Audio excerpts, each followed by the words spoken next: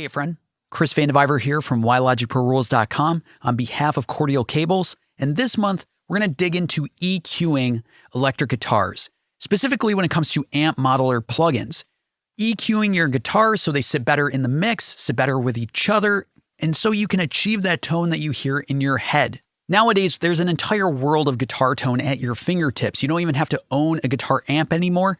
You can just plug your guitar directly into your audio interface, and then you can pick just about any guitar head, cabinet, microphone, pedal from a variety of different plugins, even the ones that come with your digital audio workstation. For example, in Logic Pro, the DAW that I use, I have Amp Designer, Bass Amp Designer, and Pedal Board to choose from for crafting my guitar tones. Yet it can still be difficult to get that guitar tone exactly right in the mix when it's working with the bass and the drums and the leads and the vocals. So I want to show you kind of a worst case scenario, a riff that I recorded using just the preset patches in Logic. I just picked, just a patch for my bass sound, my guitar sound, my lead guitar sound, and using EQ, what I was able to accomplish in terms of transforming the tones of the guitar tracks. So I'd like you to hear this riff, both pre-mix and post-mix. Now, right here, I have a pre-mixed channel strip, and everything below is the presets that I picked for my tones, and then I just recorded and I just ran with it. And when I solo this, we'll be able to hear just the unmixed, no EQ adjustments version of the mix. And then everything above when I unsolo is the final mixed version with my adjustments with EQ. So let's hear before and after. I'll solo the pre-mix, we'll take a listen, and then we'll listen to the post-mix and then compare the two side by side. Take a listen.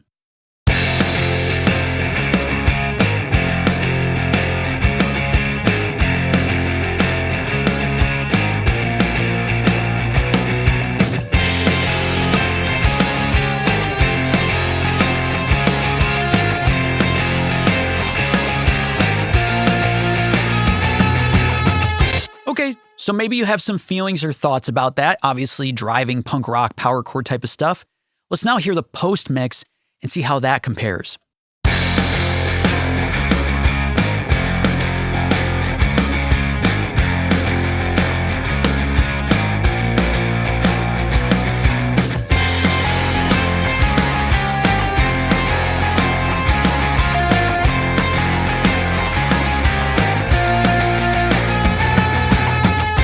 All right, so a big difference. Let's now compare back to back. I'll solo and then switch it back. Take a listen.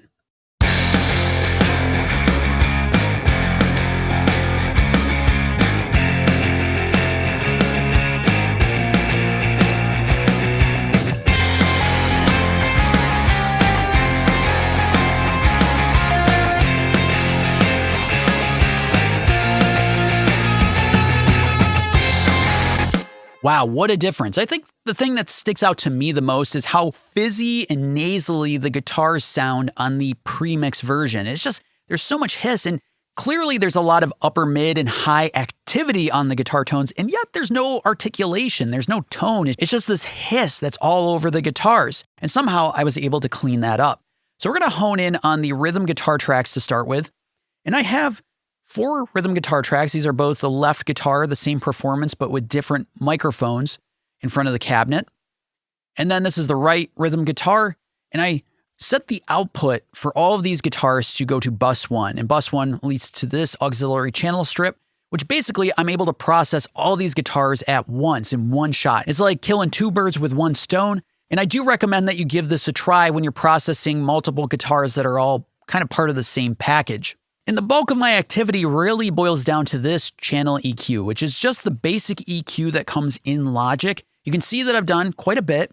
And let's actually solo these rhythm guitars here, and then we'll play back the original rhythm guitars.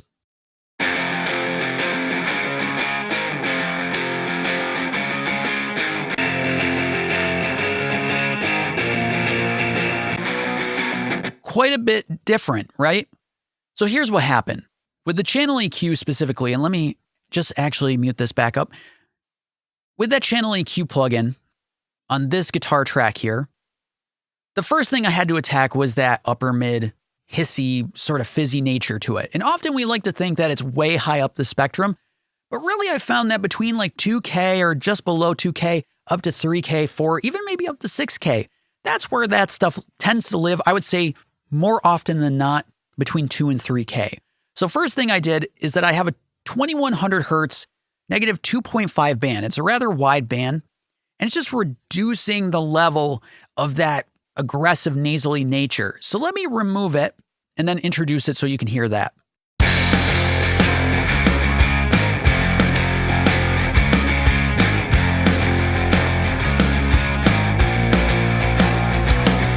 So that's pretty significant. You can even see on the spectrum analyzer that it's standing up quite a bit in that area. But obviously I didn't just do that. There's actually some resonances right around here, some frequencies that poke out at you, just grate at your ears. And oftentimes a general cut like this at 2100 hertz is not going to kill those resonances. And you do have to take some time to find them. But you can see negative 12 and negative 17, very narrow filters reducing those resonances. So if I remove them, take a listen.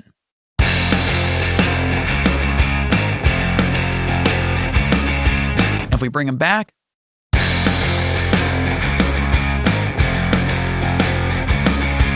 such a dramatic difference. If we remove all three, take a listen.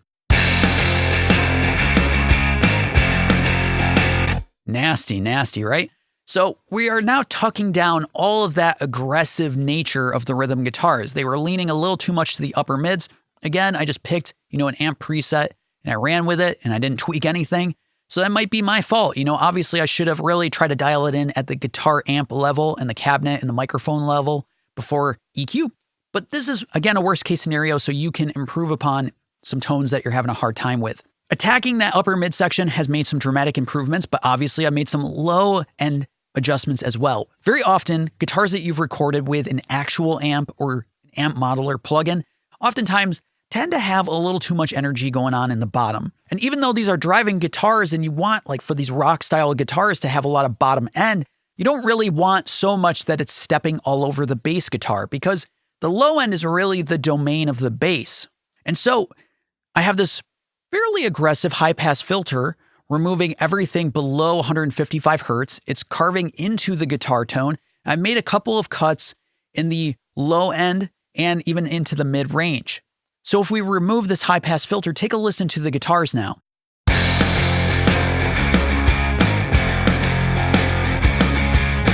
And if we bring it back,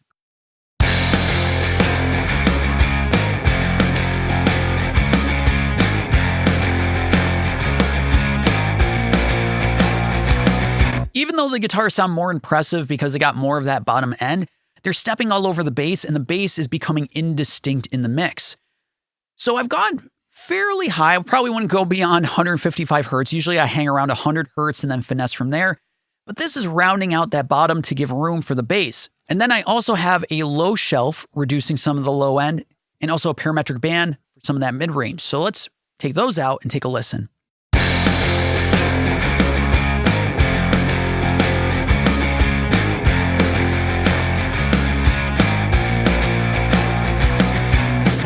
You can even see, again, on the spectrum analyzer, it's tilting a little too much towards the bottom. So if we remove all of this and then compare,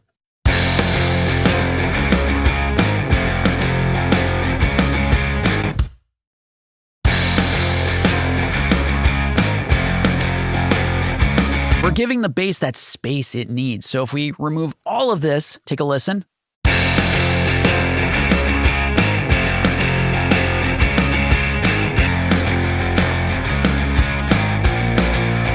What a massive difference. We've removed that fizzy nature, that ugly aggression in the upper mids. We've rounded out the bottom end to give the bass that space it needs to live and occupy in our mix. And really, that's the bulk of the attention of all of my EQing, was right there with that channel EQ. This tube EQ isn't even doing anything. It's just adding some drive, some analog saturation. I mean, really, that's about it. Let's now hone in on the lead guitar track here and compare before and after. So check it out.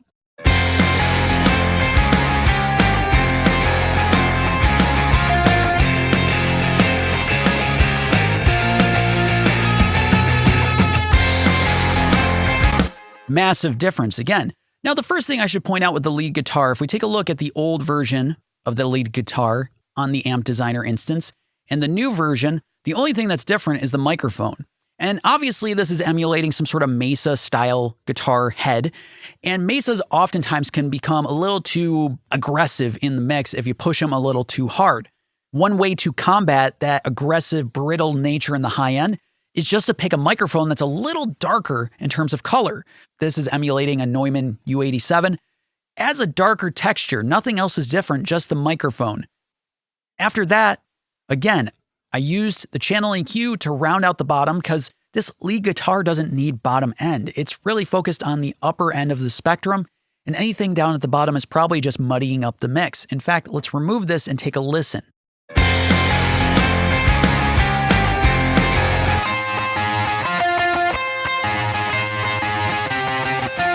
So let's bring it back.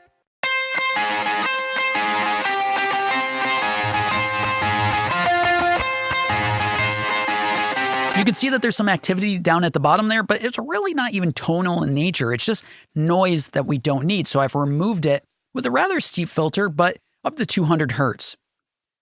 And then really the bulk of my attention is using this third-party plugin from FabFilter. And you can see I've gone to town with this guitar, but I want you to hear the difference before and after. Again, I'm removing right around 4K this time, some aggression. So let's hear before and after.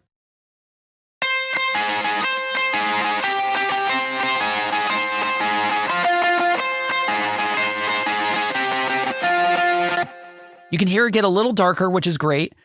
But all of this stuff right here, let's hear it in the mix, and I'll bypass all of these bands.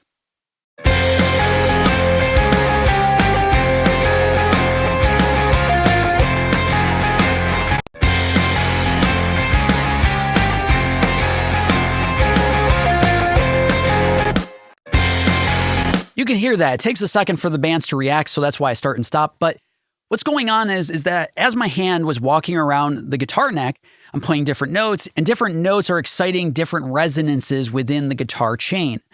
It does take a little bit of hunting to identify those resonances, and in this case, I'm using what is known as a dynamic EQ. It's like little compressors for specific frequencies, and I'm just reducing the level of those resonances when they are played. And in fact, you don't have to use a FabFilter plugin. There's actually a free version from Tokyo Dawn Labs called Nova. And there are other developers as well that have dynamic EQs, but this is helping reduce all those resonances so they're not lurching out and poking out at us uncomfortably. And then at the very top end, if we take a listen to just the lead guitar, I'm using a low-pass filter to remove just some noise at the very, very top. Take a listen as I remove it and reintroduce it.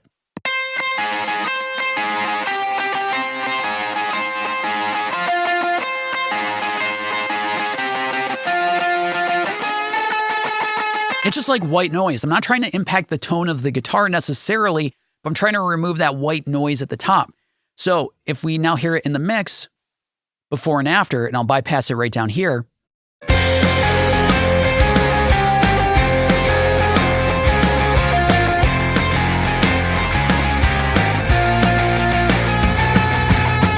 Such a massive difference. It's really like a three-pronged attack. In this case, I focused on the upper mid aggression first, then I focused on the bottom end to remove any mud or low-end activity that was just muddying up the mix. And then I also used both a traditional EQ and a dynamic EQ to tuck down different frequencies or resonances that were just poking out unnecessarily.